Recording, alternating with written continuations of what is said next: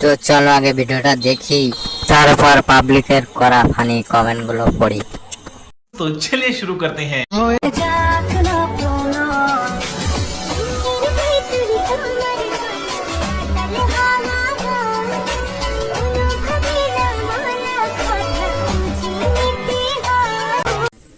দেখছি বুকের ভেতর কেমন হাওয়া।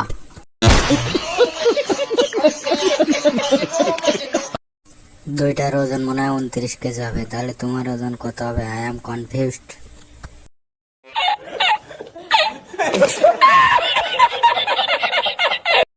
বুকের ভেতর শুধু কি মাতাল হাওয়া? এখানে তো ভূমিকম্প হওয়া উচিত।